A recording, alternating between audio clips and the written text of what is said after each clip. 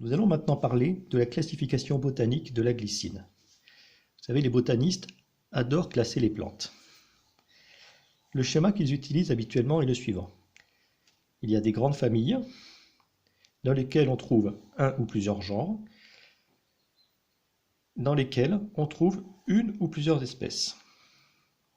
Concernant la glycine, sa flore particulière, que l'on dit papillonacée, nous a orientés vers la famille des Fabacées. Ce nom de famille vient de Faba, la fève. Famille des Fabacées ou légumineuses.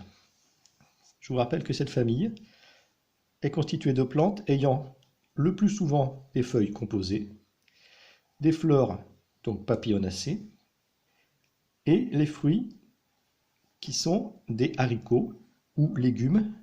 Donc en botanique on dit que ce sont des gousses, c'est-à-dire des fruits secs qui vont s'ouvrir à maturité.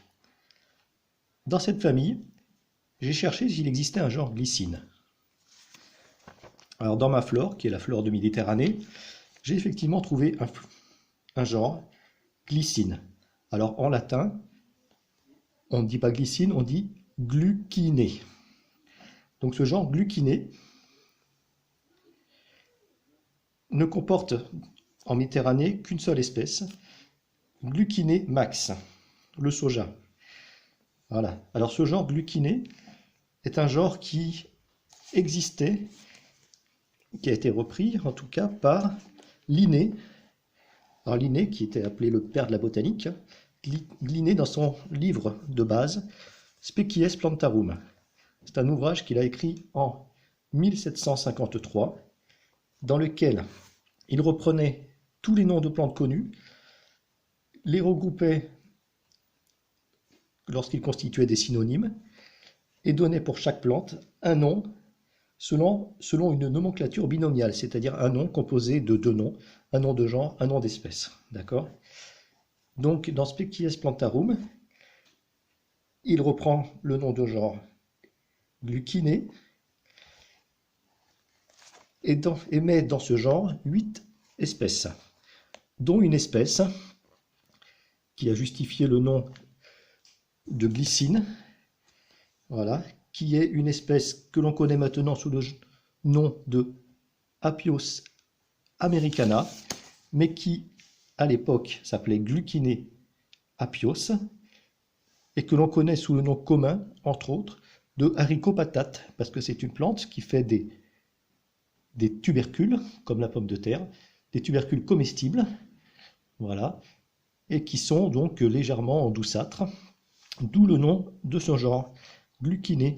Gluciné, la base, c'est gluc, en grec, donc c'est doux, sucré, comme le glucose, voilà. Donc ce genre gluciné. Mais bon, par contre, ma glycine n'y est pas. Ma glycine, la glycine de mon jardin, elle n'y est pas. Elle n'y a fait qu'un bref passage.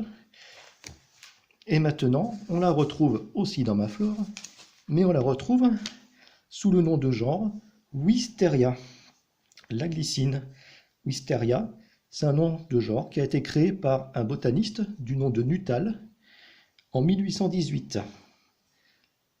Voilà, alors il a créé ce nom de genre en l'honneur d'un anatomiste et physicien américain qui s'appelait Caspar Wistar et qui vivait à la même époque. Alors, ce monsieur s'appelait Wistar et non pas Wister, mais il y a eu une petite coquille lorsqu'on a recopié son nom. Voilà, et donc le nom de genre, au lieu d'être Wistaria, est Wisteria. Et donc, dans la région méditerranéenne, on va trouver une espèce du genre Wisteria, qui est Wisteria sinensis.